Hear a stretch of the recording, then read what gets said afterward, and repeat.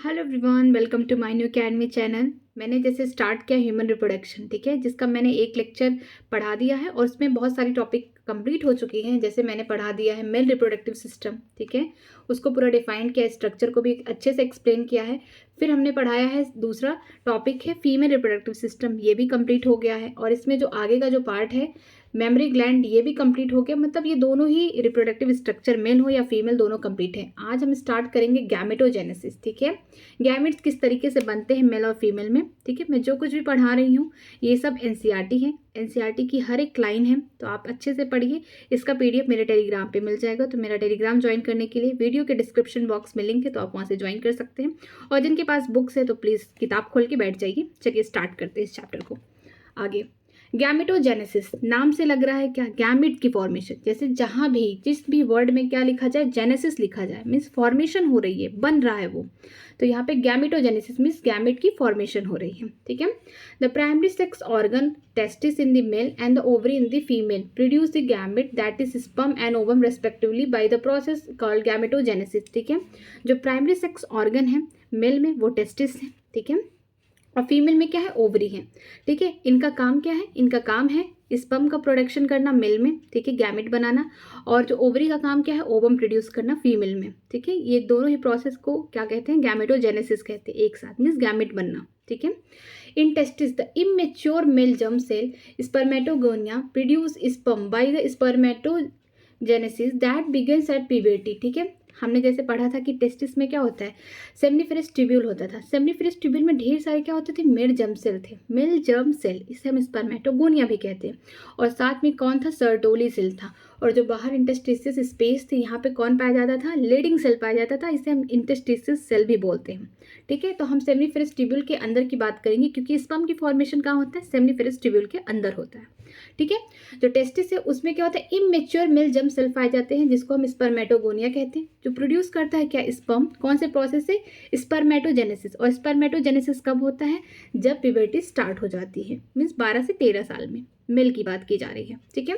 The spermatogonia present on the inner wall of the seminiferous tubule multiply by mitotic division increase the number, ठीक है। जैसा कि मैंने पहले बताया कि जो सेमनीफेरस ट्यूब्यूल है, यहाँ पे क्या स्पर्मेटोगोनिया या मेल जर्म सेल पाया जाता है।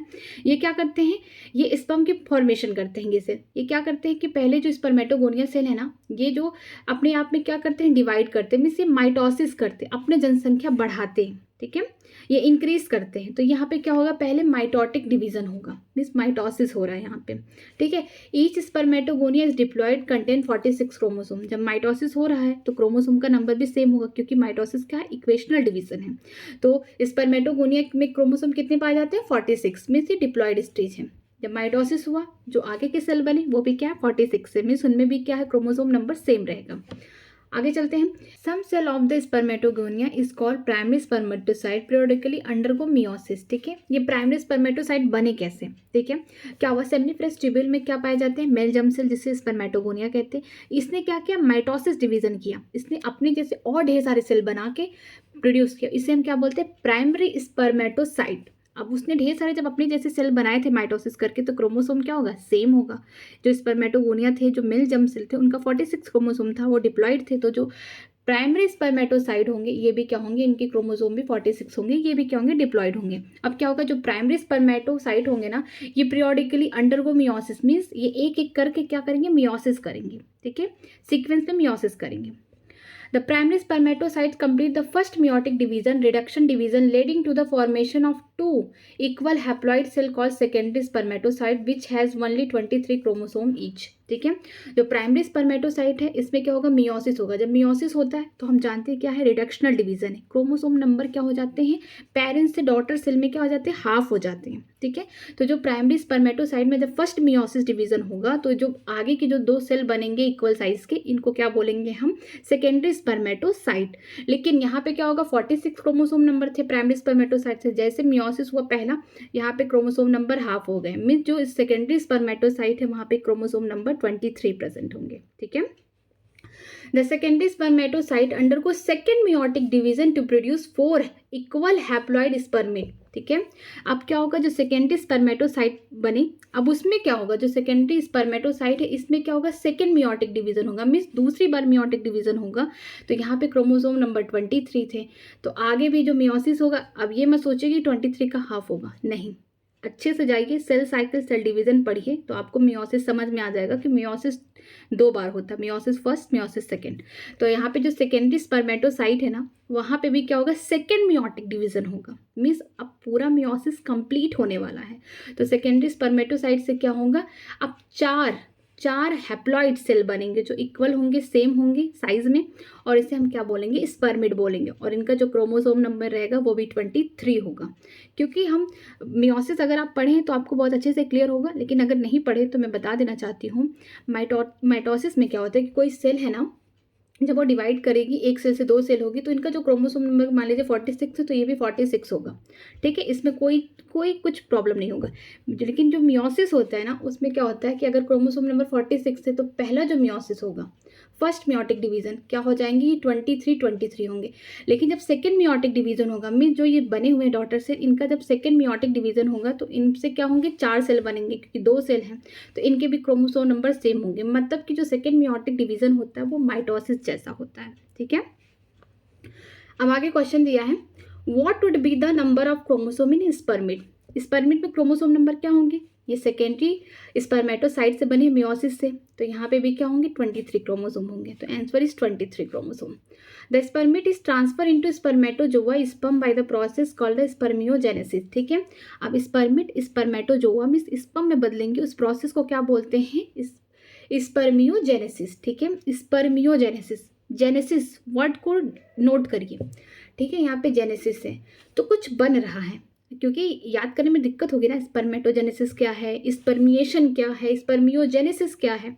स्पर्मेटोजेनेसिस में मतलब स्पर्म की फॉर्मेशन हो रही है, स्पर्मियोजेनेसिस यहाँ पे मियोजेनेसिस, स्पर्मियोजेनेसिस मतलब कि स्पर्मिड से क्या बन रहा है, स्पर्म बन रहा है, ठीक है, इसको बोलेंगे स्पर्मियोजेनेसिस। जेनेसिस से याद करिए कुछ बन रहा है, तो यहाँ पे स्पर्मिड किस में बदल रहा है, स्पर्म में या स्पर्मेटोजोआ में बदल रहा है, ठीक है।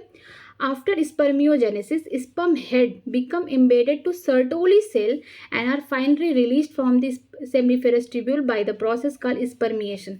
अब स्पर्म बन गए स्पर्मेटोजोआ, ठीक है, ये बन गए, ये कहाँ भी प्रेजेंट है, सब कुछ प्रेजेंट है, सब कुछ, ये सारी चीज़ें कहाँ हो रही है, सेमिनिफेरस ट्यूब्यूल के अंदर हो रही है, ठीक है। तो वहाँ पे सर्टोली सेल से क्या लेंगे, अब न्यूट्रिशन लेंगे, स्पर्म बन गए, अब क्या करेंगे, ठीक है, अब वो क्या करेंगे, सर्टोली सेल जो प्रेजेंट है उससे क्या लेंगे, न्यूट्रिशन। जब न्यूट्रिशन ले लेंगे स्पर्म स्पर्मेटोजोआ, तो आप क्या चाहेंगे, वो बाहर निकलना चाहेंगे सेमिनिफेरस ट्यूब्यूल से बाहर की तरफ, मिस रेटिटेस्टिस, वासा इन्फ्रेंसिया, एपिडिडाइमिस, वॉल डिफरेंस, कुछ याद आया, मीन्स कि अब एसेसरी डक्ट को ये कवर करेंगे, ठीक है, वो पार्ट। तो अब आगे क्या करेंगे, जब उन्होंने न्यूट्रिशन ले लिया तो अब वहाँ से जब बाहर निकलेंगे तो यहाँ पे लिखा उस शब्द को याद रखिए, इसे बोलते हैं स्पर्मिएशन, ठीक है। Release of the sperm from seminal tubule by the process, इसे स्पर्मिएशन कहते हैं, कि मतलब स्पर्म भी बन गया सेमिनिफेरस ट्यूब्यूल में, न्यूट्रिशन भी उसको मिल गया सर्टोली सेल से। अब स्पर्म क्या करेगा, सेमिनिफेरस ट्यूब्यूल छोड़ के आगे की तरफ बढ़ेगा, आगे अपना पाथ कवर करेगा, क्योंकि उसको तो जाना है बाहर मतलब उसको जाना है फीमेल के जेनाइटल ट्रैक्ट में, फर्टिलाइजेशन करना है, ठीक है। तो यहाँ पे क्या होगा, स्पर्मिएशन, इस प्रोसेस को क्या बोलेंगे, स्पर्मिएशन। चलिए इसको हम अच्छे से यहाँ पे बताते हैं इस डायग्राम में। ये डायग्राम बना है, ये डायग्राम किसके अंदर, सेमिनिफेरस ट्यूब्यूल के अंदर की कहानी है ये, ठीक है, अच्छे से बताया गया। ये क्या है, ये जो है ये है स्पर्मेटोगोनिया, इसको बोल सकते हैं मेल जर्म सेल। इसका याद रखिए क्या है, डिप्लॉयड है, मीन्स 46 क्रोमोसोम प्रेजेंट है, ठीक। ये देखिए ये जो छोटे छोटे देखने को आप मिल रहे हैं, मीन्स थोड़ा सा लाइट कलर है, ये इसको बोलते हैं सर्टोली सेल। सर्टोली सेल का काम है न्यूट्रिशन देना, पहले स्पर्म बना ले फिर तो न्यूट्रिशन देंगे, ठीक है। यहाँ है स्पर्मेटोगोनिया जो कि 46 क्रोमोसोम है यहाँ पे, ठीक है, डिप्लॉयड है। इनमें क्या होगा, माइटोसिस करके इसने ढेर सारी अपनी जनसंख्या बढ़ा ली, मीन्स इस सेल ने अपने आप को ढेर सारा सेल में डिवाइड कर लिया, मीन्स ढेर सारे अपने जैसे सेल बना लिए, ठीक है, माइटोसिस इसने किया। और वो सेल, कुछ सेल जो स्पर्मेटोगोनिया के कुछ सेल आगे जाएंगे, क्या करेंगे, सारे सेल उसके क्या होंगे, डिवाइड होंगे, उसको हम क्या बोलेंगे, प्राइमरी स्पर्मेटोसाइट। अब ये प्राइमरी स्पर्मेटोसाइट जो बने हैं इनका भी क्रोमोसोम नंबर 46 होगा, क्योंकि माइटोसिस हुआ है यहाँ पे, ठीक है, माइटोसिस हुआ मीन्स इक्वेशनल डिवीजन हुआ है, क्रोमोसोम नंबर जो होंगे, जो पेरेंट्स के होंगे वही डॉटर सेल में जो डिवाइड हुए हैं उस सेम होंगे, ठीक है। कुछ सेल जो होंगे स्पर्मेटोसाइट के अभी आगे चल के क्या करेंगे, फर्स्ट मियोटिक डिवीजन करेंगे, पहला मियोसिस डिवीजन करेंगे। तो क्या बनाएंगे, कौन से सेल, सेकेंडरी स्पर्मेटोसाइट। ये सेकेंडरी स्पर्मेटोसाइट का सेल है। क्रोमोसोम नंबर प्राइमरी स्पर्मेटोसाइट में 46 थे, आगे जाके जो सेकेंडरी स्पर्मेटोसाइट में क्या होंगे, हाफ हो जाएंगे, क्योंकि मियोसिस क्या है, पहला जो मियोसिस डिवीजन होता है ये रिडक्शनल डिवीजन होता है, क्योंकि ये फर्स्ट मियोटिक डिवीजन कर रहे हैं। तो यहाँ पे क्रोमोसोम नंबर 23 हो जाएगा सेकेंडरी स्पर्मेटोसाइट में। फिर सेकेंडरी स्पर्मेटोसाइट क्या करेंगे, सेकेंड मियोटिक डिवीजन करेंगे। जो सेकेंड मियोटिक डिवीजन होता है ये हमेशा माइटोसिस को फॉलो करता है, मीन्स ये इक्वेशनल डिवीजन होगा, ठीक है। तो जो सेकेंडरी स्पर्मेटोसाइट है ना, ये सेकेंड मियोटिक डिवीजन करके क्या बनाएगा, स्पर्मिड बनाएंगे, 4 स्पर्मिड बनेंगे, ठीक है। एक प्राइमरी ओसाइट से क्या बनेंगे, 4 स्पर्मिड बनेंगे, ठीक है। और ये स्पर्मिड का जो भी क्रोमोसोम होगा 23 होगा, ठीक है। आगे चलते हैं, ये स्पर्मिड अब स्पर्मेटोजोआ में चेंज होंगे, उस प्रोसेस को कहते हैं स्पर्मियोजेनेसिस, ठीक है। स्पर्मियोजेनेसिस, जब स्पर्मिड किस में चेंज हो रहा है, स्पर्मेटोजोआ में, मीन्स स्पर्म में चेंज हो रहा है, ठीक है। अब ये स्पर्म बेचारे भूखे तराशे हैं, अब इनको क्या चाहिए, खाना चाहिए, न्यूट्रिशन चाहिए। तो कहाँ जाएंगे, भागे भागे दौड़े दौड़े, ये जाएंगे सर्टोली सेल के पास, ठीक है। ये सर्टोली सेल के पास जाएंगे, न्यूट्रिशन लेंगे। तभी यहाँ पे देखिए जो सर्टोली सेल है, यहाँ पे देखिए किस तरीके से जो स्पर्म का हेड है इम्बेडेड है, मीन्स चिपा हुआ, मीन्स धंस चुका है। तो यहाँ पे देखिए ये न्यूट्रिशन ले रहा हूँ। ये सारी जो कहानी है, पूरा जो स्ट्रक्चर है सेमिनिफरस ट्यूब्यूल के अंदर का है। क्या होगा, स्पर्मेटोगोनिया, ये पहले माइटोसिस करेंगी, अपनी जैसे और ढेर सारी सेल बनाएंगी। क्यों, क्योंकि इनको स्पर्म बनाना है, ठीक है। तो ये क्या करेंगी, ये अपने जैसे और ढेर सारी सेल बनाएंगी, माइटोसिस करेंगी। इनका क्रोमोसोम नंबर कितना है, 46 है। तो वो जो सेल उसने बनाया उसका नाम क्या है, प्राइमरी स्पर्मेटोसाइट। इनका भी क्रोमोसोम नंबर 46 होगा। सब सेल नहीं जाएंगे प्राइमरी स्पर्मेटोसाइट के क्या करने, सेकेंडरी स्पर्मेटोसाइट बनाने या स्पर्म बनाने, नहीं, कुछ cell, some cell of this primary spermatocyte ये क्या करेंगे, फर्स्ट मियोटिक डिवीजन करेंगे। पहला मियोटिक डिवीजन करके क्या बनाएंगे, सेकेंडरी स्पर्मेटोसाइट, जिसका क्रोमोसोम नंबर आधा हो जाएगा प्राइमरी स्पर्मेटोसाइट का, मतलब ये 46 है। तो जो सेकेंडरी स्पर्मेटोसाइट होंगे इनका क्रोमोसोम नंबर 23 हो जाएगा, ठीक है। फिर जो सेकेंडरी स्पर्मेटोसाइट है ये क्या करेंगी, ये आगे चल के सेकेंड मियोटिक डिवीजन करेंगे और क्या बनाएंगे, स्पर्मिड बनाएंगे, ठीक है। यहाँ पे भी क्रोमोसोम नंबर 23 है, यहाँ पे भी 23, क्योंकि सेकेंड मियोटिक डिवीजन क्या होगा, माइटोसिस के जैसा होगा, मीन्स जो क्रोमोसोम नंबर पेरेंट्स के होंगे वही इनके आगे वाले जो डॉटर सेल हैं उनकी भी होंगे, ठीक है। फिर जो स्पर्मिड है ये स्पर्मेटोजोआ में चेंज होगा, उस प्रोसेस को बोलते हैं स्पर्मियोजेनेसिस। ये स्पर्मियोजेनेसिस हो गया, मीन्स स्पर्म की फॉर्मेशन हो गई। याद रखना कि जो प्राइमरी स्पर्मेटोसाइट है इससे कितने स्पर्म बनते हैं, या स्पर्मिड 4 बनते हैं, ठीक है। यहाँ का याद रखना क्रोमोसोम 46 होगा, लेकिन आगे के जितने होंगे उनके क्रोमोसोम 23 मीन्स सेकेंडरी स्पर्मेटोसाइट होंगे, चाहे स्पर्मिड हो गए, चाहे स्पर्मेटोजोआ मीन्स स्पर्म हो गए, सबके क्रोमोसोम 23 मीन्स हैप्लॉइड होंगे, ठीक है। चलिए इसका स्ट्रक्चर हम लोग आगे जो फ्लो चार्ट दिया गया है इसमें उसमें पढ़ लेते हैं। ये देखिए ये वाला यहाँ पे एट प्यूबर्टी, इसने प्यूबर्टी क्यों लिखा, क्योंकि स्पर्मेटोजेनेसिस जो होता है मेल में ना, प्यूबर्टी के टाइम से होना स्टार्ट होता है, ऐसा नहीं कि बर्थ से होना स्टार्ट हो, नहीं।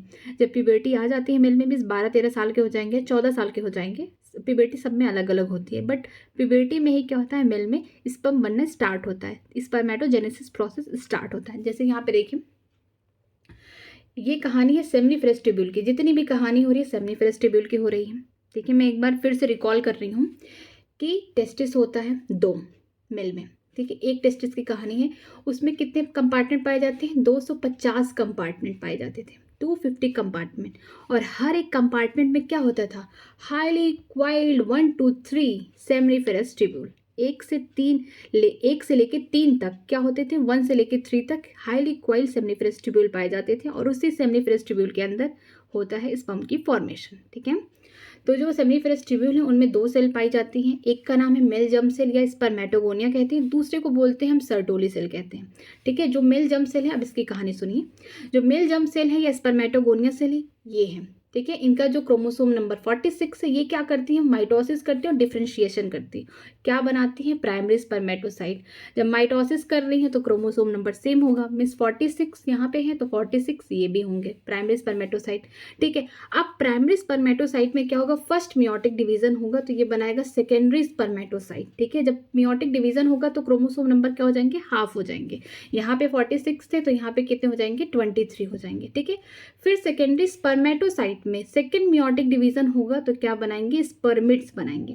यहाँ पे भी क्रोमोसोम नंबर क्या हो जाएंगे, 23 हो जाएंगे। और स्पर्मिड में क्या होगा, डिफरेंशिएशन हो जाएगा, या फिर इस प्रोसेस को बोलते हैं स्पर्मियोजेनेसिस।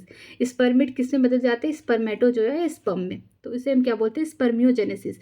यहाँ पे भी क्रोमोसोम नंबर 23 होगा। मीन्स स्पर्मेटोगोनिया जो प्रेजेंट है सेमिनिफरस ट्यूब्यूल में, वो क्या करती है, माइटोसिस करेंगी, डिफरेंशिएशन करेंगी, क्या बनाएंगी, प्राइमरी स्पर्मेटोसाइट। ठीक है। यहाँ पे क्रोमोसोम 46 होंगे, यहाँ पे 46 होंगे।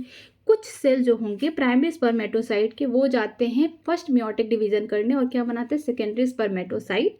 और यहाँ पे क्रोमोसोम नंबर हो जाएगा 23।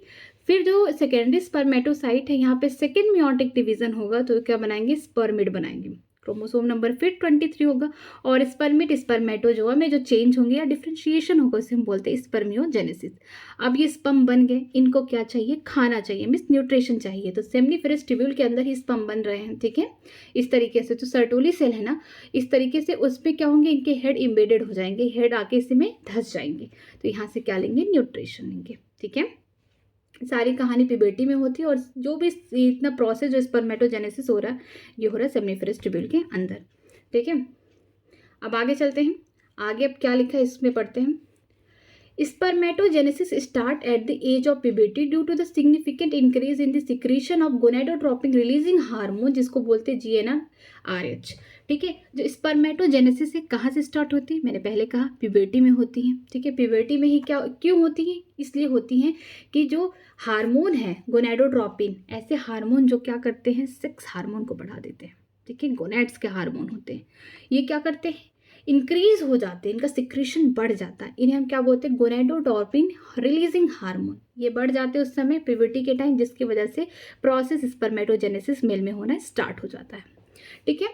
आगे चलते हैं। दिस इफ़ यू रिकॉल, अगर आप याद करिए 11th में आपने पढ़ा होगा हाइपोथैलेमिक हार्मोन के बारे में। ठीक है।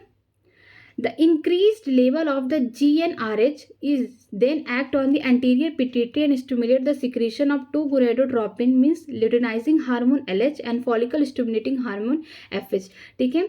ये जो gonadotropin हार्मोन है कहाँ से निकलते हैं, ये निकलते हैं हाइपोथैलेमस से। जो हमारा फोर ब्रेन है ना, यहीं पे प्रेजेंट है हाइपोथैलेमस। ठीक है। यहाँ से निकलेंगे और ये कहाँ एक्ट करते हैं, इनका जो एक्शन साइट कहाँ है, ये जो एंटीरियर पिट्यूटरी है ना, जो पिट्यूटरी ग्लैंड है ना, उसके एंटीरियर आगे वाले पोर्शन पे क्या करते हैं, इनका एक्ट होता है। ठीक है। ताकि स्टिमुलेट करें कि चलो अब तुम्हारी बारी, अब तुम सिक्रेट करो गोनाडोट्रोपिन हार्मोन्स को। ठीक है। हाइपोथैलेमस क्या करते हैं, याद दिलाते हैं कि अब वो टाइम आ गया है जिसके लिए तुम्हें रखा गया था। ठीक है। तो क्या कहते हैं कि ये जो हाइपोथैलेमिक हार्मोन है GnRH, ये क्या करते हैं, एंटीरियर जो है पिट्यूटरी ग्लैंड का एंटीरियर पार्ट है, वहाँ पे स्टिमुलेट कराते हैं कि तुम रिलीज करो, किसको रिलीज करो, ल्यूटिनाइजिंग हार्मोन को LH and follicle stimulating hormone को FSH। ठीक है। अब LH की कहानी क्या है, the LH act on the Leydig cell and stimulate the synthesis and secretion of androgen. ठीक है। जैसा कि हमने पढ़ा था कि क्या होता था, कंपार्टमेंट कौन सा, टेस्टिकुलर लोब्यूल। मीन्स जो टेस्टिस था उसमें कितने थे, 250 कंपार्टमेंट थे, टेस्टिकुलर लोब्यूल थे। उनमें क्या देखने को मिला था कि एक लोब्यूल में हमें 1 से 3 सेमीफ्रस ट्यूब्यूल देखने को मिल रही थी। और तो स्पेस खाली था ना, इंटरस्टिशियस स्पेस था ना, वहाँ पे कौन पाया जा रहा था, लेडिंग सेल पाया जा रहा था, उसे हम क्या कहते हैं, इंटरस्टिशियस सेल भी कहते हैं। ठीक है। तो जो LH है मीन्स ल्यूटिनाइजिंग हार्मोन जो है, ये किस पे काम कर रहा है, लेडिंग सेल पे काम कर रहा है और कह रहा है, स्टिमुलेट करा रहा, कह रहा है कि तुम अब सिंथेसिस करो, बनाओ, अब तुम्हारा टाइम आ गया है, तुम किसको बनाओ, androgen means male sex hormone को बनाओ। ठीक है। Androgen in turn stimulate the process of spermatogenesis, इसलिए कह रहा है क्योंकि एंड्रोजन ही क्या करता है, स्पर्मेटोजेनेसिस प्रोसेस में हेल्प करता है। ठीक है। FSH follicle stimulating hormone act on the Sertoli cell and stimulate the secretion of some factor which help in the process of spermiogenesis. जो FSH है मीन्स फॉलिकल स्टिमुलेटिंग हार्मोन है, ये कहाँ वर्क करता है, ये सर्टोली सेल जो seminiferous tubule में सर्टोली सेल प्रेजेंट है उस पर स्टिमुलेट करता है, उससे कुछ फैक्टर रिलीज कराता है, ठीक है, उससे कुछ फैक्टर रिलीज कराता है जो हेल्प करता है स्पर्मियोजेनेसिस में। मतलब कि जब इस स्पर्मिड बन जाते हैं तो उसको स्पर्म में भी बदलना है ना, तो कुछ फैक्टर कहाँ से रिलीज होते हैं, वो सर्टोली सेल से रिलीज होते हैं, ठीक है। कौन रिलीज करवाता है, FSH, ये जो फॉलिकल स्टिमुलेटिंग हार्मोन है वो सर्टोली सेल से रिलीज कराता है कुछ फैक्टर, ताकि जो स्पर्मिड बन चुके हैं स्पर्मेटोजेनेसिस से उनको किस में चेंज करें, स्पर्म में चेंज करें, स्पर्मेटोजोआ में चेंज करें, ठीक है। एक चीज़ और मैं याद करने के लिए बोल सकती हूँ, LH और FSH ये दोनों ना हार्मोन जो है हाइपोथैलेमस दोनों में प्रेजेंट है, मीन्स फीमेल हो या मेल हो, तो जो LH और FSH है ना ये दोनों में ही प्रेजेंट होगा, मेल में भी होगा फीमेल में होगा, काम अलग अलग है सबका, याद रखना। मेल में क्या है, जो LH है वो किस पे काम करेगा, लेडिंग सेल, याद रखना LH मीन्स ल्यूटेनाइजिंग हार्मोन किस पे काम कर रहा है, लेडिंग सेल से, और क्या सिंथेसिस करा रहा है, एंड्रोजन, मेल सेक्स हार्मोन, ठीक है। और FSH यहाँ से याद करिए, यहाँ पे भी यस है, यहाँ पे भी यस है, मिस सर्टोली सेल, इससे क्या करा रहा है, कुछ फैक्टर रिलीज करा रहा है ताकि जो स्पर्मिड बने उसको स्पर्मेटोजोआ में बदल सके, ठीक है। तो याद रखना कि LH लेडिंग सेल मिस L है तो लेडिंग सेल है, ठीक है। FSH मिस यस है, मिस सर्टोली सेल, इससे इस पे काम कर रहा है, ठीक है, और उससे कुछ फैक्टर रिलीज करा ताकि जो स्पर्म है स्पर्मिड है उस स्पर्म में बदल जाए, ठीक। आगे चलते हैं, let us examine the structure of the sperm. अब हम स्पर्म के स्ट्रक्चर को देखेंगे। यहाँ हमने देख लिया कि स्पर्म कैसे बने, कौन कौन इसमें हेल्प किया, कौन कौन से हार्मोन्स हैं। अब हम स्पर्म तो बन गया, अब उसके स्ट्रक्चर के बारे में पता करेंगे कि कैसे स्ट्रक्चर होते हैं। अब स्ट्रक्चर में क्या ऐसा छिपा है जिससे क्या होता है कि एक स्पर्म एक ओवम को फर्टिलाइजेशन करके और एक अपने जैसा क्या बनाता है, बच्चा बनाता है, ठीक है। आगे चलते हैं, examine the structure of the sperm. It is a microscopic structure composed of head, neck, middle piece and tail, ठीक है। इसमें इतने छोटे होते हैं कि हम उसे अपनी आंखों से देख नहीं सकते, मीन्स वो सेल को, ठीक है। तो इसको माइक्रोस्कोप की मदद से देखा गया कि स्ट्रक्चर कैसे होते हैं। जैसे यहाँ देखिए, पहला इसका जो पार्ट है उसको हेड बोलेंगे, बीच वाला जो यहाँ पे देखिए पार्ट है नेक, और ये जो पार्ट है ये पूरा इसको बोलते हैं मिडिल पीस, और ये देखिए टेल है, ठीक है। इस तरीके से 4 पार्ट होते हैं, हेड हो गया, नेक हो गया, मिडिल पीस हो गया और ये टेल हो गया, ठीक है। अब एक एक करके पढ़ते हैं सबके बारे में। The plasma membrane involve the whole body of the sperm, ठीक है। पूरे स्पर्म की बॉडी में क्या पाया जाता है, प्लाज्मा मेम्ब्रेन की कवरिंग होगी, ठीक है। ये देखिए पूरी जो यहाँ जो बॉडी है स्पर्म की, इसमें क्या होगा, जो आउटर लेयर होगा वो प्लाज्मा मेम्ब्रेन की होगी, ठीक है। आगे चलते हैं, the sperm head contain an elongated haploid nucleus an anterior portion of which is covered by a cap like structure acrosome, ठीक है। जो स्पर्म का हेड है, यहाँ देखिए ये हेड जैसे कुछ इलोंगेटेड निकला हुआ सा लग रहा है। क्यों ऐसा है, क्योंकि इसके पास क्या है, हेड के पास न्यूक्लियस है, यही न्यूक्लियस है, ये स्पर्म का क्या मेन काम है, ये अपना न्यूक्लियस आगे फ्यूजन कर देता है किसके साथ, ओवम के न्यूक्लियस के साथ, और क्या बनाता है, जाइगोट बनाता है। तो यहाँ पे जो हेड है ना, यहाँ पे ही nucleus containing chromosome material, means यहाँ पे जो मेल है उसका जो क्रोमोसोम मटेरियल कहाँ है, हेड में प्रेजेंट है। और आगे देखिए इस तरीके से कुछ कैप लाइक स्ट्रक्चर देखने को मिल रहा है जिसको हम क्या कहते हैं, एक्रोसोम। अब एक्रोसोम के बारे में पढ़ते हैं, ठीक है। The acrosome is filled with enzyme that help the fertilization of the ovum, ठीक है। एक्रोसोम एकदम आगे ही क्यों प्रेजेंट है, ताकि ये क्या कर सके, जो ओवम है ना उसके जो बाहर के लेयर है उसको क्या करें, पेनिट्रेट कर सके। यहाँ से कुछ एंजाइम निकलेंगे तब जाके जो स्पर्म है ये ओवम के लेयर को क्या कर सकता है, पेनिट्रेट करे और अपना यहाँ पे क्या कर दे, यहाँ पे अपना जो न्यूक्लियस है जिसमें क्रोमोसोम मटेरियल है वो इसको यहाँ पे रिलीज कर सके, ठीक है। आगे चलते हैं, the middle piece possesses numerous mitochondria which produce energy for the movement of the tail that facilitate the sperm motility essential for fertilization, ठीक है। जो मिडिल पीस है, यहाँ देखिए मिडिल पीस में आपको देखने को मिल रहा है माइटोकॉन्ड्रिया, सोर्स ऑफ एनर्जी है, ठीक है। किसके लिए, स्विमिंग करने के लिए। स्पर्म को कहाँ से स्विमिंग करेगा, उसको जाना कहाँ है, ये वाला स्ट्रक्चर आप पहले देखिए, उसको जाना कहाँ है स्पर्म को, उसको जाना है यहाँ पे रिलीज होगा, पहली बात वजाइना में, यहाँ से रिलीज होके उसको जाना है ओविडक्ट के एम्पुला वाले रीजन में जाना है, क्योंकि फर्टिलाइजेशन के लिए एक ही जगह है, वो है एम्पुला ऑफ द ओविडक्ट। उसको इतना दूर जाना है तो उसको एनर्जी भी तो चाहिए। एनर्जी कहाँ से मिल रहा है? मिडिल पीस में जहाँ प्रेजेंट है माइटोकॉन्ड्रिया, वहाँ से मिल रहा है। और ये टेल क्यों है? टेल उसको स्विमिंग करने में हेल्प कर रहा है, आगे बढ़ने में इस तरीके से हेल्प कर रहा है कि तुम आगे बढ़ो।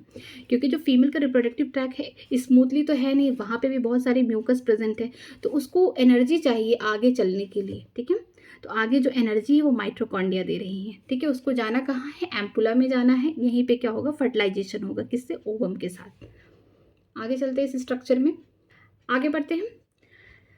द ह्यूमन मेल एजुकेलेट, यहाँ पे ह्यूमन मेल इसलिए लिखा क्योंकि ये मेल की बात की गई है, वो भी ह्यूमन के मेल में। ठीक है, एजुकेलेट about 200 to 300 million sperm during a coitus, of which for the normal fertility at least 60% of the sperm must have a normal shape and size and at least 40% of them must show vigorous motility। ठीक है, जो sperm बनता है mail में, जब एजुकेलेट होता है ना, ह्यूमन जो मेल एजुकेलेट करता है स्पर्म एक बार में, वो कितने होते हैं? 200 से लेके 300 मिलियन स्पर्म होते हैं। इतने सारे स्पर्म सेल होते हैं।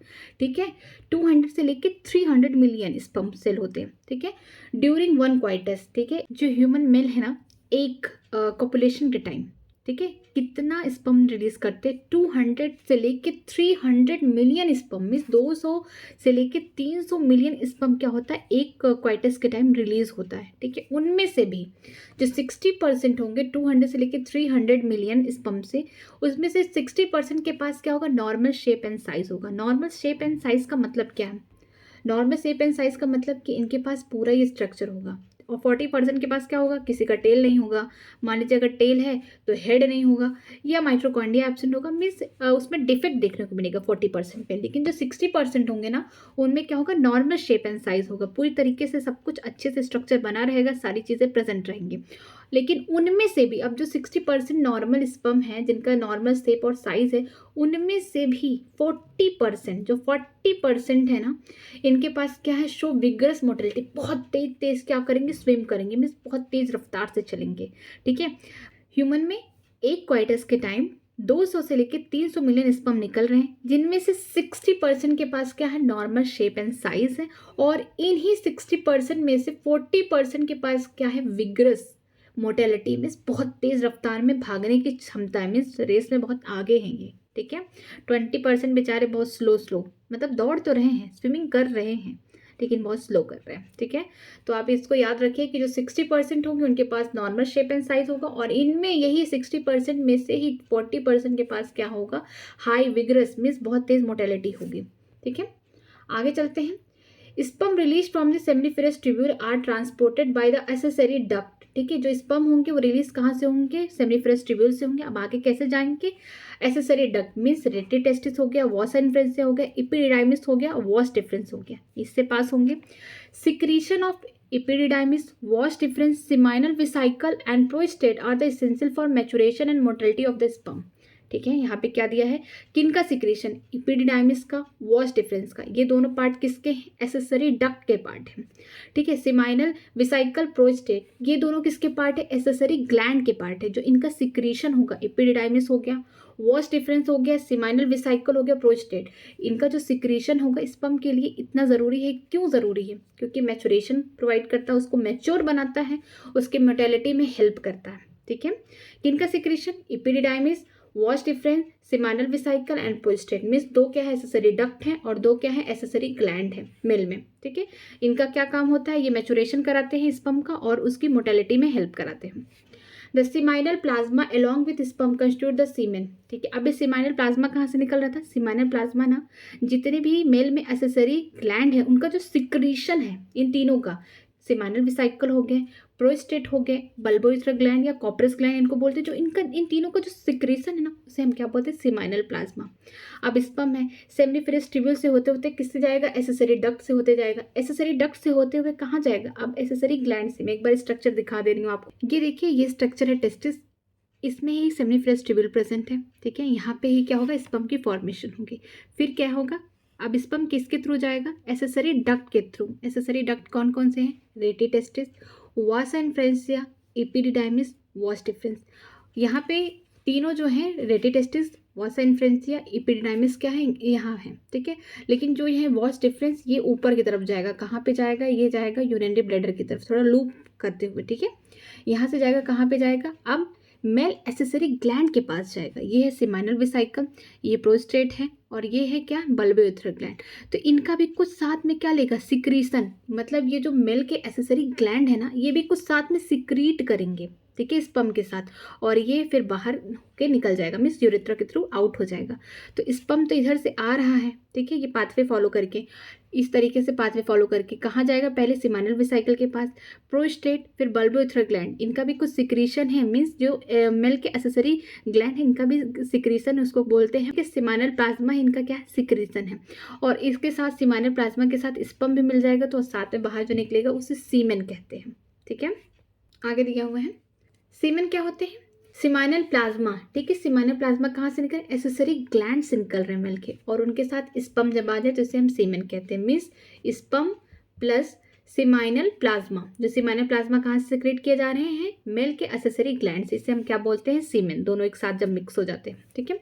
The function of the male accessory duct and gland are maintain by testicular hormone androgen. जो फंक्शन है किसका, मेल एसेसरी डक्ट और जो मेल एसेसरी ग्लैंड है, ठीक है, जो मेन जो डक्ट थे, जैसे हमने पढ़ा था 4, रेडी टेस्टिस हो गया, वॉसा इन्फ्रेंसिया, एपिडिडाइमिस, वॉट डिफरेंस, ठीक है। ये क्या है, मेल के एसेसरी डक्ट है। और मेल के एसेसरी ग्लैंड क्या है, 1 pair of seminal vesicle, single, अकेला है, मीन्स एक है प्रेजेंट, प्रोस्टेट है, और 1 पेयर क्या है, कॉर्पस ग्लैंड, जिसको बोलते हैं बल्बोयूथरल ग्लैंड, ठीक है। जितने भी मेल के सेक्स एसेसरी डक्ट हैं, ठीक है, और यहाँ पे क्या है, मेल के एसेसरी ग्लैंड है, इनको कौन मेंटेन करे, टेस्टिकुलर हार्मोन, जो कि एंड्रोजन है। और ये टेस्टिकुलर हार्मोन कहाँ से रिलीज हो रहा है, ये हो रहा है लेडिंग सेल से, ठीक है। लेडिंग सेल कहाँ प्रेजेंट है, जो कंपार्टमेंट था टेस्टिकुलर लॉब्यूल के, वहाँ सेमनीफेरस जो थी उसके जो बाहर वाला स्पेस था, इंटरस्टिशियस स्पेस, वहाँ से प्रेजेंट है, वहाँ पे प्रेजेंट है लेडिंग सेल, वहाँ से रिलीज हो रहा है एंड्रोजन। और एंड्रोजन का काम यहाँ है कि जो मेल के सेक्स एसेसरी डक्ट है और ग्लैंड है, इनको मेंटेन करना, ठीक है। यहाँ पे मेल का पार्ट खत्म हो गया है। अब हम फीमेल में प्रोसेस देखेंगे, गैमेटोजेनेसिस, ठीक है। ये बहुत इंटरेस्टिंग है फीमेल वाला, और इसमें बहुत सारे डिफरेंसेस भी हमको देखने को मिलेंगे स्पर्मेटोजेनेसिस से। चलिए स्टार्ट करते हैं इसमें। The process of formation of male-female gamete is called oogenesis, which is marked different from spermatogenesis. Female में जो मेच्योर गैमेट बनता है उस प्रोसेस को क्या कहते हैं, oogenesis कहते हैं। लेकिन मेल में जो स्पर्म बन रहा है तो उस प्रोसेस को क्या बोलते हैं, स्पर्मेटोजेनेसिस कहते हैं, ठीक है। दोनों में ही क्या बन रहा है, अपना अपना गैमेट बन रहा है। मेल में स्पर्मेटोजेनेसिस हो रहा था, स्पर्म की फॉर्मेशन हो रही थी। फीमेल में oogenesis हो रहा है, तो यहाँ पे क्या बनेगा, ओवम बनेगा, ठीक है। सेकेंडरी oocyte भी बोलते हैं इसको, या फिर एग सेल भी बोलते हैं, ठीक है। कुछ डिफरेंसेस देखने को मिलेगा। अब वो डिफरेंसेस क्या है, मैं पहले ही बता देना चाहती हूँ कि जो oogenesis है फीमेल में हो रही है, स्पर्मेटोजेनेसिस मेल में हो रहा है, पहला डिफरेंस। दूसरा ये है कि जो oogenesis है एम्ब्रॉनिक स्टेज से शुरू हो जा रही है, कि मतलब जब जो फीमेल बेबी है वो बर्थ ही उसका नहीं, उससे पहले ही वो अपने मदर के जब यूट्रस में प्रेजेंट है, मीन्स वोम में है, तभी से उसकी ओवरी में क्या हो रहा है, oogenesis स्टार्ट हो जा रहा है। लेकिन स्पर्मेटोजेनेसिस जो मेल है उसका कब स्टार्ट हो रहा है, जब वो प्यूबर्टी में है, मीन्स जब वो 12-13 साल का हो जा रहा है तब स्टार्ट हो रहा है। जो oogenesis है ना, उसमें क्या होता है कि कोई भी ओगोनियम बोल सकते हैं हम, फीमेल गैमेट सेल जो फीमेल के गैमेट बनाती हैं, ठीक है। जैसे मेल में क्या होता था, स्पर्मेटोजेनेसिस में मेल जर्म सेल होता था, स्पर्मेटोगोनिया। तो जो फीमेल में ओगोनिया है ना, वो बर्थ के बाद ना ही ऐड होती हैं और ना ही बनती हैं, ठीक है। ये सबसे खास बात है। और दूसरी बात ये है कि जो ये स्पर्मेटोजेनेसिस होता है ना, ये हमेशा मतलब ये ओल्ड एज तक भी होता है, मीन्स अगर आदमी बूढ़ा भी हो जाए ना तब भी होगा।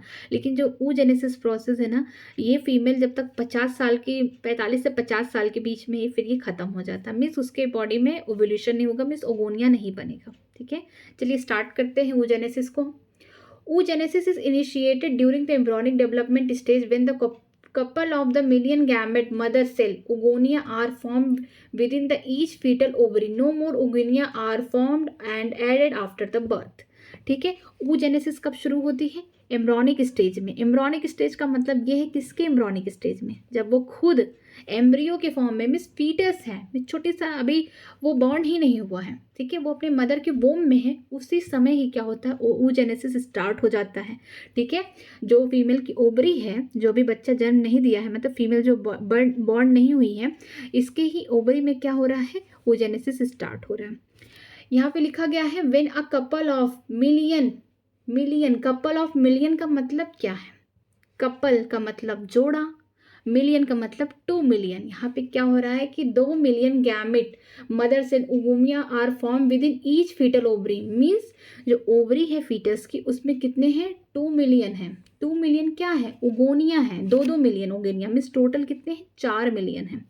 यहाँ पे स्टेटमेंट सीधे नहीं दिया है, यहाँ पे छिपा है, ठीक है, डाटा छिपा हुआ है कि यहाँ पे लिखा है a million, couple of million gamete, couple of million, अगर सिर्फ यहाँ पे लिखा होता कपल नहीं, अ मिलियन ऑफ गैमेट लिखा होता तो 1 मिलियन होता, लेकिन यहाँ पे एक couple of million means 2 million यहाँ पे ओगोनिया प्रेजेंट है हर एक ओवरी में फीटस के, मीन्स टोटल मिला के 4 मिलियन है ओगोनिया, या इसको बोल सकते हैं गैमेट मदर सेल, ठीक है। No more oogonia are formed and added after birth, means birth के बाद, जैसे बच्चा बर्थ हो गया, पॉर्चुरेशन हो गया, उसके बाद क्या होगा, ना कोई ओगोनिया ऐड होगी, बाहर से ना जुड़ेगी ना बनेगी, मतलब जितनी बनी हुई है उतनी ही रहेगी फीमेल की ओवरी में, ना कहीं से एडेड होगी ना दोबारा बनेगी, ठीक है। This cell start divide and enter into the prophase first of the meiotic division and get temporary arrest at this stage called primary oocyte। अब क्या होगा, जो फीमेल की गैमेट सेल है, means female gamete mother cell है, उसमें क्या होगा, जो ओगोनिया है उसमें क्या होगा, अब डिवीजन होगा, मीन्स पहला फर्स्ट मियोटिक डिवीजन होगा। ओगोनिया क्या है, 46 क्रोमोसोम का है, इसमें फर्स्ट मियोटिक डिवीजन जब होगा, जब प्रोफेज स्टेज फर्स्ट में जाएंगे तो उसमें क्या होगा, वो टेम्परेली क्या होगा, अरेस्ट हो जाएगा। ये ओगोनिया है, ठीक है, 46 क्रोमोसोम है, ये फर्स्ट मियोटिक डिवीजन हो रहा है, पहला मियोटिक डिवीजन होगा, ठीक है। तो जो क्रोमोसोम होंगे 46 से कितने हो जाएंगे, 23। ओगोनिया किस में बदल रहा है, ओगोनिया के सेल किस में फर्स्ट मियोटिक डिवीजन करने के बाद बदले, प्राइमरी oocyte में, ठीक है। जो प्राइमरी oocyte है ना, अब ये फर्स्ट मियोटिक डिवीजन के प्रोफेज स्टेज में क्या होगा, अरेस्ट हो जाएगा। अरेस्ट का मतलब यहीं तक रुक जाएंगे, ठीक है। ये सारी कहानी कहाँ हो रही है, ये ओवरी में हो रही है, फीटस की ओवरी में हो रही है, जो अभी अपने मदर के वोम में, अभी वो खुद पैदा नहीं हुई है, लेकिन ये कहानी स्टार्ट हो गई इसकी ओवरी में होना, ठीक है। Each primary oocyte gets surrounded by the layer of granulosa cell is called the primary follicle, ठीक है। जो प्राइमरी oocyte बना है, कहाँ से बना, oogenesis प्रोसेस में, ओगोनिया से, ठीक है। ओगोनिया में क्या हुआ है, माइटोसिस हुआ था, ढेर सारी गोनिया बनी, फिर क्या होगा, इनमें इसी ओगोनिया में क्या हो जाएगा, फर्स्ट मियोटिक डिवीजन हुआ, प्रोफेज फर्स्ट में ही क्या हुआ, प्राइमरी oocyte, मीन्स जो ओगोनिया है फर्स्ट मियोटिक डिवीजन की, और जो फर्स्ट प्रोफेज है ना मियोटिक डिवीजन का, वहाँ पे ही क्या होंगी, जो प्राइमरी oocyte बनी है ये अरेस्ट हो जाएंगे, मीन्स वहीं पे स्टॉप हो जाएंगे, उसके आगे भी डिवीजन नहीं होगा। अब ये प्राइमरी oocyte के ऊपर क्या होंगे, ढेर सारा ग्रैनुलोसा की लेयर, ठीक है, ये सेल की एक लेयर है, इसे ग्रैनुलोसा सेल की लेयर है, ये प्राइमरी oocyte के ऊपर क्या हो जाएंगी, आने लगेगी, इसे हम क्या बोलेंगे, प्राइमरी फॉलिकल बोलेंगे, ठीक है। A large number of these follicle degenerated during the phase from birth to puberty. अब ये फॉलिकल कहाँ बन के स्टोर हो गए, ये जो फीमेल है मीन्स जो बच्ची है कहाँ पे, अपने मदर के वोम में, उसके ही ओवरी में oogenesis प्रोसेस स्टार्ट हो गया, ठीक है। यहाँ पे primary follicle means primary oocyte के ऊपर ग्रैनुलोसा की एक लेयर आ गई, प्राइमरी फॉलिकल बन के वहीं पे स्टॉप हो गया, मीन्स वहाँ से आगे अब डिवीजन नहीं हो रहा, कुछ नहीं हो रहा। अब बर्थ हुआ बच्ची का, ठीक है, तो बर्थ से लेकर कहाँ, प्यूबर्टी के पहले तक, ठीक है, बर्थ होने के बाद से लेकर प्यूबर्टी के पहले तक, मीन्स 12 साल तक, 10 से 12 साल के बीच तक क्या देखने को मिला, बर्थ से लेकर प्यूबर्टी तक जो प्राइमरी फॉलिकल है ना, डीजेनरेट हो गए, मीन्स कम हो गए, ठीक है। कितने हो गए, therefore at puberty means puberty तक आते आते only 60,000 to 80,000 primary follicle are left in each ovary, ठीक है। एक एक ओवरी में 60 से लेके 80,000 तक का प्राइमरी फॉलिकल बचे हुए हैं। हमने स्टार्टिंग में पढ़ा था कितने थे, एक ओवरी में 2 मिलियन क्या थे, ओगोनिया थे, 2 मिलियन ओगोनिया थे, आगे तो oogenesis प्रोसेस किए होंगे ना, मीन्स ढेर सारे प्राइमरी oocyte बनाए होंगे फर्स्ट मियोटिक डिवीजन करने के बाद, और उनके प्राइमरी oocyte के ऊपर क्या होगी, ग्रैनुलोसा सेल की लेयरिंग होगी, मीन्स उसके ऊपर सेल की लेयर आ गई, उसे हम क्या बोलेंगे, प्राइमरी फॉलिकल बोलेंगे। ढेर सारे प्राइमरी फॉलिकल बने होंगे, ठीक है, एम्ब्रियोनिक स्टेज में फीटस के, जब उसका बर्थ हुआ, बर्थ बर्थ से लेकर कहाँ तक, प्यूबर्टी के पहले तक, प्यूबर्टी तक नहीं, प्यूबर्टी के पहले तक, क्योंकि प्यूबर्टी से तो फिर ये प्रोसेस फिर स्टार्ट हो जाएगा आगे का, ठीक है। तो बर्थ से लेकर प्यूबर्टी के पहले तक क्या होगा, जो प्राइमरी फॉलिकल होंगे कुछ खत्म हो जाएंगे, और एक एक ओवरी में कितने बचे हैं, 60 से लेकर 80,000 तक, 60,000 से लेकर 80,000 तक एक एक ओवरी में बचे हुए हैं, ठीक है। तो दोनों ओवरी का मिला के कितने हुआ, 1,20,000 टू 1,60,000, मीन्स दोनों ओवरी का मिला के हुआ, ठीक है। The primary follicle get surrounded by more layer granulosa cell and new theca are का सेकेंडरी फॉलिकल। अब ये कहानी कब स्टार्ट हो रही है, ये कहानी स्टार्ट होने लगी है अब प्यूबर्टी से, यहाँ से स्टार्ट होगा एट प्यूबर्टी। अब प्यूबर्टी से स्टार्ट होना कहानी स्टार्ट हो लगी है कि जो प्राइमरी फॉलिकल हैं, मीन्स जो प्राइमरी फॉलिकल थे उनके ऊपर किसकी लेयर थी, ग्रेनुलोसा सेल की।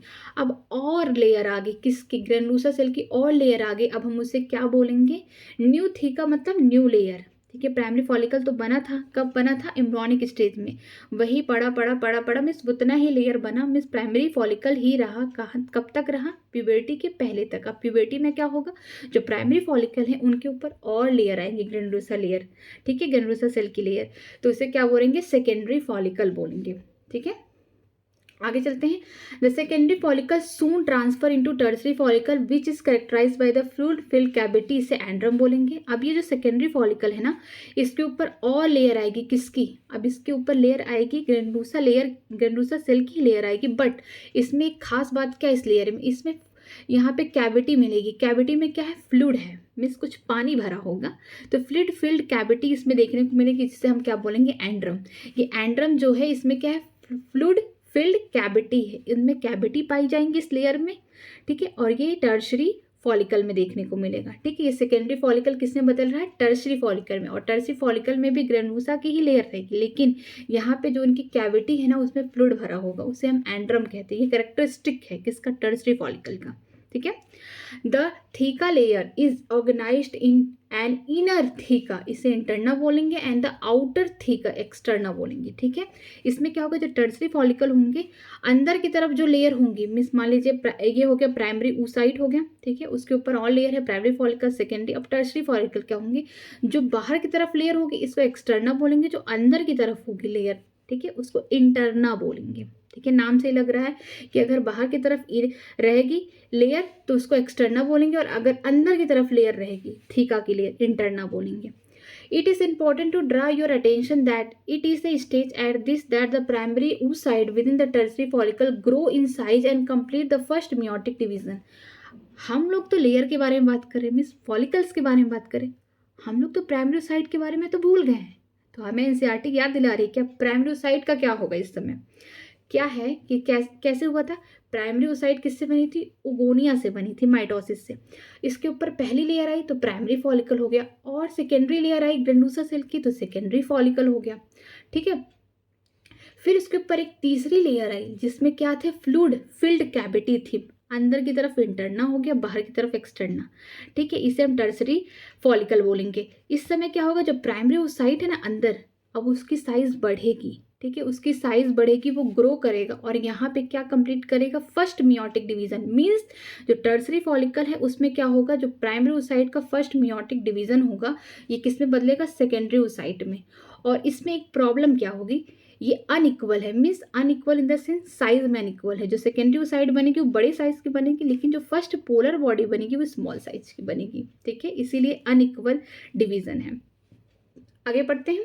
It is an unequal division result in the formation of large haploid secondary oocyte and a tiny first polar body, ठीक है। यहाँ पे क्या होगा, टर्सरी फॉलिकल के अंदर ही जो प्राइमरी oocyte है उसमें क्या होगा, फर्स्ट मियोटिक डिवीजन होगा, फर्स्ट मियोटिक डिवीजन होगा। यहाँ पे जब फर्स्ट मियोटिक डिवीजन होगा तो ये क्या बनाएंगी, सेकेंडरी oocyte बनाएंगी, ठीक है, ये सेकेंडरी oocyte बनाएंगी। इनका भी क्रोमोसोम कितना है, 46 है, ठीक है। इनका भी क्रोमोसोम कितना हो जाएगा, 23, क्योंकि फर्स्ट मियोटिक डिवीजन हुआ है प्राइमरी oocyte का, ठीक है। पहला मियोटिक डिवीजन जब प्राइमरी oocyte का होगा तो क्या होगा, इनका जो क्रोमोसोम नंबर हाफ हो जाएगा, 23 हो जाएगा, बट अनइक्वल डिवीजन है। क्यों, एक सेल से दो सेल तो बनता ही है, चाहे वो इक्वेशनल डिवीजन हो, चाहे माइटोसिस हो, चाहे मियोसिस हो, बट ये तो मियोसिस हो रहा, फर्स्ट मियोसिस डिवीजन हो रहा। यहाँ पे भी दो सेल बनेंगे, लेकिन एक सेल क्या है, इसका बड़ा है, इसको हम क्या बोलेंगे, हैप्लॉइड है, मीन्स इसका क्रोमोसोम नंबर 23 हो गया, मीन्स हाफ हो गया, n हो गया, ठीक है। वो भी बड़ा साइज का। और दूसरा सेल क्या है, छोटा है, tiny first polar body means छोटा है, ये भी हैप्लॉइड है, ठीक है। तो ये दोनों सेल तो बने बट एक की साइज बड़ी है, एक की साइज छोटी है, ठीक है। आगे चलते हैं। The secondary oocyte retain the bulk of the nutrient rich cytoplasm of the primary oocyte। अब ये जो सेकेंडरी oocyte है बना कहाँ है, ये बना है प्राइमरी oocyte के अंदर। मान लीजिए प्राइमरी oocyte था ना, इसके ऊपर बहुत सारी लेयर है, primary, secondary follicle, tertiary follicle. यहाँ पे अंदर क्या है, प्राइमरी oocyte ने ग्रो किया, उसने फर्स्ट मियोटिक डिवीजन किया और क्या बनाया, सेकेंडरी oocyte बनाया। सेकेंडरी oocyte को भी अब न्यूट्रिशन चाहिए, तो उसको न्यूट्रिशन कहाँ से मिल रहा है, जो साइटोप्लाज्म था प्राइमरी oocyte का उससे मिल रहा है, क्योंकि सेल डिवाइड किया है यहाँ पे, ठीक है। जो प्राइमरी oocyte का जो न्यूक्लियस था वो डिवाइड किया है ना, बस फर्स्ट मियोटिक डिवीजन किया है, और उसने क्या बनाया, वो सेल उसने क्या बनाया है, एक छोटा सा पोलर बॉडी बनाया है, और दूसरा एक बड़ा सा सेल है जिसको बोलते हैं सेकेंडरी oocyte। अब सेकेंडरी oocyte को जो न्यूट्रिशन चाहिए उसको कहाँ से मिल रहा है, जो प्राइमरी oocyte है ना, उसका जो साइटोप्लाज्म है, सेल तो डिवाइड हो गया, आगे न्यूक्लियस डिवाइड हो गया, तो ये जो उसका साइटोप्लाज्म है वहाँ से उसको सेकेंडरी oocyte को न्यूट्रिशन मिल रहा है, ठीक है। Does the primary polar body bond out the first meiotic division divide further और degenerate? जो प्राइमरी पोलर बॉडी होती है ना, फर्स्ट पोलर बॉडी या प्राइमरी पोलर बॉडी भी बोल सकते हैं, oogenesis प्रोसेस में ये क्या हो जाएंगे, डीजेनरेट हो जाएंगे। इनका कोई फंक्शन नहीं है, अभी तक साइंटिस्ट नहीं जान पाए हैं, लेकिन ये आगे चल के क्या हो जाएंगे, डीजेनरेट हो जाएंगे। इसके इनका कोई भी काम नहीं है, कोई रोल नहीं है क्या, oogenesis प्रोसेस में आगे, ठीक है। At present we are not very certain about this. अभी हम इसके बारे में नहीं जानते, किसके बारे में, पोलर बॉडी के बारे में, कि जो पोलर बॉडी बना है फर्स्ट मियोटिक डिवीजन करने पे, प्राइमरी oocyte का फर्स्ट मियोटिक डिवीजन हुआ तो सेकेंडरी oocyte बने, साथ में क्या बना, एक छोटा सा फर्स्ट पोलर बॉडी। तो यहाँ पे फर्स्ट पोलर बॉडी की कहानी कुछ नहीं किसी को पता है, वो डिजेनरेट हो जाते हैं, ठीक है। The tertiary follicle further change into the mature follicle और ग्राफियन। अब ये टर्शरी फॉलिकल है, ये किस में चेंज होगा, मैच्योर, या फिर हम इसको बोल सकते हैं ग्राफियन फॉलिकल में चेंज होगा। The secondary oocyte form a new membrane का जूना प्लेसूडा सराउंडिंग इट। जो सेकेंडरी oocyte बना है ना, ठीक है, प्राइमरी oocyte किसमें, फर्स्ट मियोटिक डिवीजन करके क्या बना है, सेकेंडरी oocyte और पोलर बॉडी तो डिजेनरेट हो गया, उसका काम खत्म। लेकिन जो सेकेंडरी oocyte है ना, अब वो ग्राफियन फॉलिक्यूल के अंदर, फॉलिकल के अंदर, जो ग्राफियन फॉलिकल है या फिर मैच्योर फॉलिकल के अंदर क्या करेंगे, जो सेकेंडरी oocyte है उनके ऊपर एक लेयर आएगी, एक नई लेयर आएगी, नया मेम्ब्रेन बनेगा, उसको बोलते हैं जूना प्लेसूडा, ठीक है। The Graafian follicle now rupture to release the secondary oocyte। जो ग्राफियन फॉलिकल है या फिर मैच्योर फॉलिकल है, ये पूरी तरीके से मैच्योर हो चुके हैं, अब क्या होंगे, रप्चर होंगे। कब रप्चर होंगे, ओव्यूलेशन के टाइम में, ठीक है। जब 14 डे जो होता है मेंस्ट्रुएशन साइकिल में फीमेल में क्या होता है, ओव्यूलेशन होता है। ओव्यूलेशन में ही क्या होता है, ओवम रिलीज होता है, ओवम, या फिर इसको बोल सकते हैं सेकेंडरी oocyte। बुक में लिखा है ओवम बार बार, लेकिन ये सेकेंडरी oocyte होता है, ठीक है। तो क्या होगा, the secondary oocyte form a new membrane zona pellucida surrounding it. Secondary oocyte ने एक नया लेयर बना दिया जूना प्लेसूडा को, ठीक है। आगे, the Graafian follicle now rupture to release the secondary oocyte ovum from the ovary by the process of ovulation, ठीक है।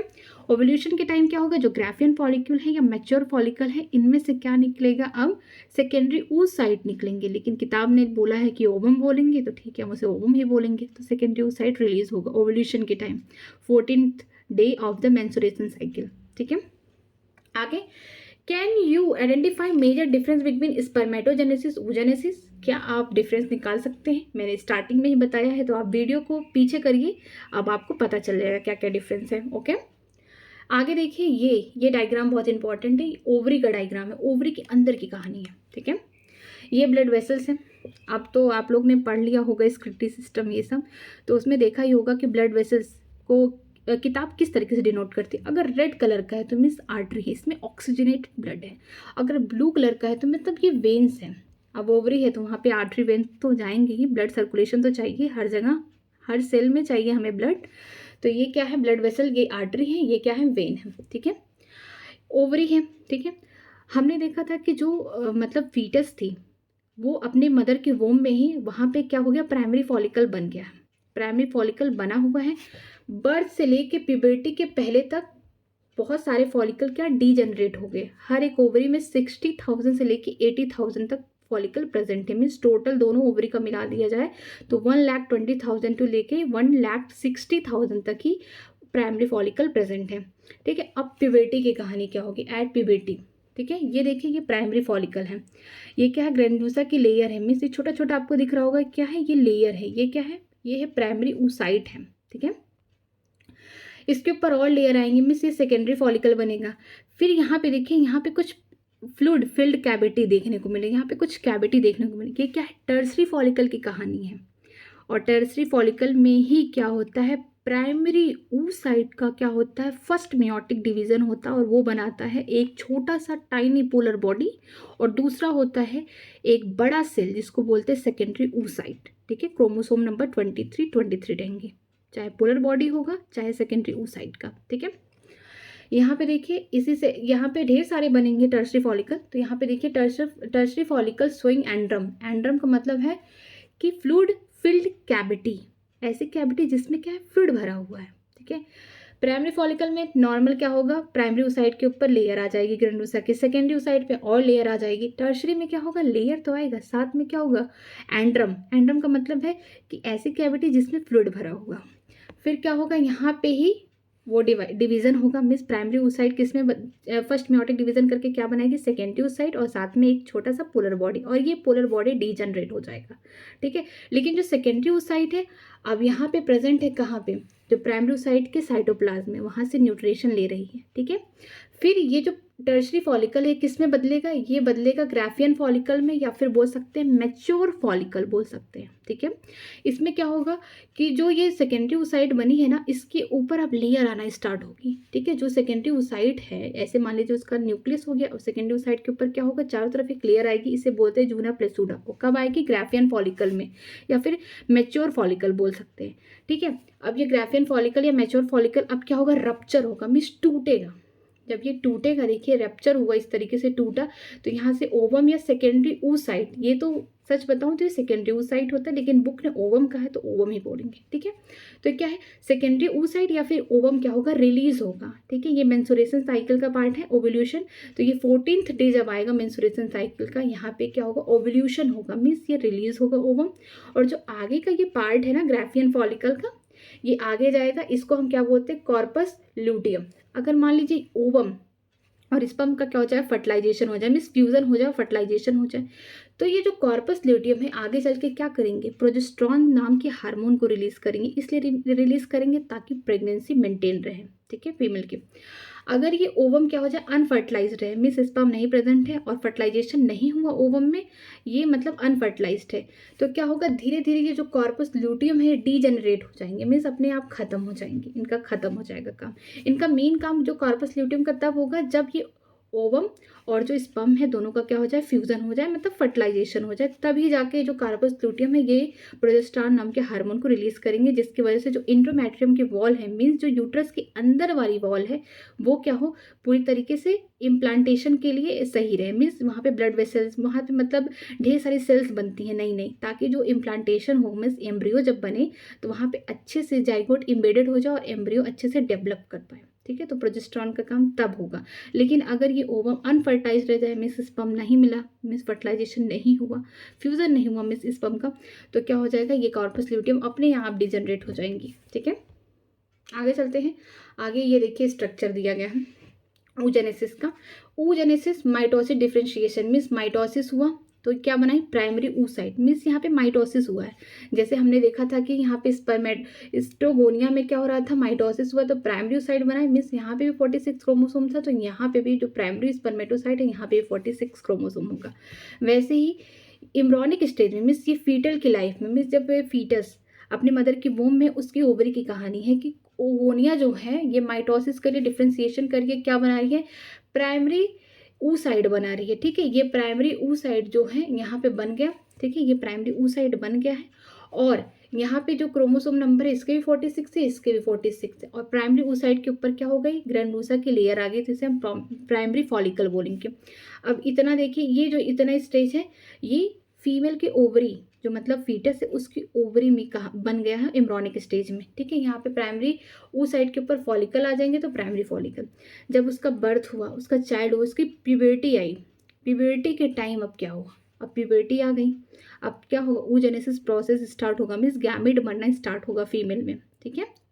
अब क्या होगा, जो प्राइमरी oocyte है मीन्स प्राइमरी फॉलिकल के अंदर उसके क्या होगा, जो प्राइमरी फॉलिकल के अंदर जो प्राइमरी oocyte है इसके ऊपर और लेयर आएंगी ग्रैनुलोसा की, इसे हम बोलेंगे सेकेंडरी फॉलिकल।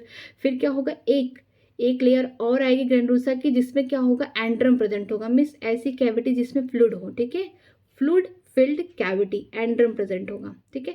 और इसे बोलेंगे हम टर्सरी फॉलिकल। इस टर्सरी फॉलिकल में देखने को मिलेगा कि जो प्राइमरी oocyte है ना, ये फर्स्ट मियोटिक डिवीजन करेगी, ठीक है। ये टर्सरी फॉलिकल के अंदर की कहानी है ये वाला, ठीक है। यहाँ पे टर्सरी फॉलिकल के अंदर क्या होगा, फर्स्ट मियोटिक डिवीजन होगा, ठीक है। ओव्यूल्यूशन के पहले, ओव्यूल्यूशन होने वाला रहेगा उससे पहले क्या होगा, यहाँ पे फर्स्ट मियोटिक डिवीजन देखने को मिलेगा प्राइमरी oocyte में, जिससे क्या बनेगा, एक छोटा सा सेल बनेगा जिसको बोलेंगे प्राइमरी पोलर बॉडी, ठीक है। और एक दूसरा बड़ा सा सेल बनेगा जिसको बोलेंगे सेकेंडरी oocyte। जो ये फर्स्ट मियोटिक डिवीजन हो रहा है प्राइमरी oocyte में, ये ओव्यूल्यूशन के पहले हो रहा है, ठीक है। जब पहली बार फीमेल क्या होगी, मेंस्ट्रुएशन साइकिल उसमें स्टार्ट होगी, तो उसके ओव्यूल्यूशन से पहले क्या होगा, प्यूबर्टी के टाइम उसके पहले क्या होगा, फर्स्ट मियोटिक डिवीजन होगा प्राइमरी oocyte में, ठीक है। और ये कंप्लीटेड कब होगा, ये कंप्लीटेड होगा ओव्यूल्यूशन के पहले ही, ठीक है। तो यहाँ पे क्या बन जाएगा, सेकेंडरी oocyte और फर्स्ट पोलर बॉडी। यहाँ पे 46 क्रोमोसोम था, यहाँ पे 23 मीन्स हाफ हो जाएंगे, ठीक है। ये हो गया। अब सेकेंडरी oocyte कब रिलीज होगा, ओव्यूल्यूशन के टाइम, जब 14 डे ऑफ मेंस्ट्रुएशन साइकिल होगा ओव्यूल्यूशन। अगर ओव्यूल्यूशन के टाइम में एक बार स्ट्रक्चर एक बार फिर मैं दिखा रही हूँ ये वाला, यहाँ पे देखिए, अगर ओव्यूल्यूशन यहाँ से ओवरी में सारी कहानी हुई, ओव्यूल्यूशन के टाइम क्या होगा, इस तरीके से सेकेंडरी oocyte या ओवम रिलीज हुआ, फिम्बरी ने उसे कैच कर लिया, ठीक है। फिम्बरी ने उसे कैच किया और कहाँ लेके गया, इन्फेंडिबुलम में, मतलब पास आउट कर दिया कि अब यहाँ से धीरे धीरे आगे की तरफ जाए ओवम, ठीक है। अगर इधर से स्पर्म, उसी टाइम उधर से स्पर्म भी रिलीज हो गया, मीन्स यहाँ पे इंसेमिनेट कर दिया गया है स्पर्म को, इधर से स्पर्म आए कहाँ, एम्पुलर रीजन में, और इधर से क्या हो जाए, ओवम या सेकेंडरी oocyte दोनों कहाँ पे आ जाए, एम्पुलर रीजन में। तो क्या होगा, सेकेंडरी oocyte में सेकेंड मियोटिक डिवीजन होगा फर्टिलाइजेशन के पहले, मीन्स स्पर्म से फ्यूजन करने से पहले, उसके न्यूक्लियस के फ्यूजन करने से पहले यहाँ पे जो सेकेंडरी oocyte रिलीज हुई है या ओवम रिलीज हुआ है, यहाँ पे क्या होगा, उसमें होगा second meiotic division. Second meiotic division में क्या होगा, ओवम बनेगा या फिर बोल सकते हैं एग सेल बनेगा, और साथ में क्या बनेगा, एक छोटा सा सेकेंड पोलर बॉडी बनेगा। पोलर बॉडी का कोई काम नहीं है। फिर जो सेकेंड यहाँ पे जो ओवम बना हुआ है, में जो सेकेंडरी oocyte जो है सेकेंड मियोटिक डिवीजन करके जो यहाँ पे मतलब ओटिड या ओवम या एग सेल जो बनाई है, अब इसका फ्यूजन जो स्पर्म आया है इधर से, इसका फ्यूजन इससे होगा कहाँ, एम्पुलर रीजन में होगा, ठीक है। तब जाके यहाँ पे सेकेंड मियोटिक डिवीजन कंप्लीट होगा सेकेंडरी oocyte का, ठीक है। और मैं एक चीज़ बता देना चाहती हूँ कि सेकेंड मियोटिक डिवीजन उन्हीं फीमेल्स में कंप्लीट होता है जो प्रेग्नेंट होती हैं, क्योंकि प्रेग्नेंट वही वुमेन होंगी जिसमें क्या होगा, जो सेकेंडरी oocyte है उनका, वो क्या करेगा, सेकेंड मियोटिक डिवीजन करेगा। सेकेंड मियोटिक डिवीजन करेगा तो क्या करेगा, ओवम या फिर ओटिड बनाएगा, ठीक है। एक सेल भी बोल सकते हैं, वो बनाएगा, मीन्स फीमेल गैमेट बनाएगा वो, ठीक है। वो जब बनाएगा और इधर से मिल गया तो दोनों ही क्या कर देंगे, फ्यूजन कर लेंगे, मीन्स जो मेल का जो न्यूक्लियस है और जो फीमेल का जो फर्टिलाइजेशन होने से पहले जो उसने सेकेंडरी oocyte ने सेकेंड मियोटिक डिवीजन किया है, उसका जो न्यूक्लियस बना है उससे क्या हो जाएगा, फ्यूजन होगा, तब फर्टिलाइजेशन होगा। Means secondary oocyte second meiotic division उन फीमेल्स में करती है जो प्रेग्नेंट है या प्रेग्नेंट हो चुकी है, मीन्स जिनकी प्रेगनेंसी होती है, जो कंसीव करती है, ठीक है। आगे चलते हैं, इसमें ये स्ट्रक्चर में देखते हैं।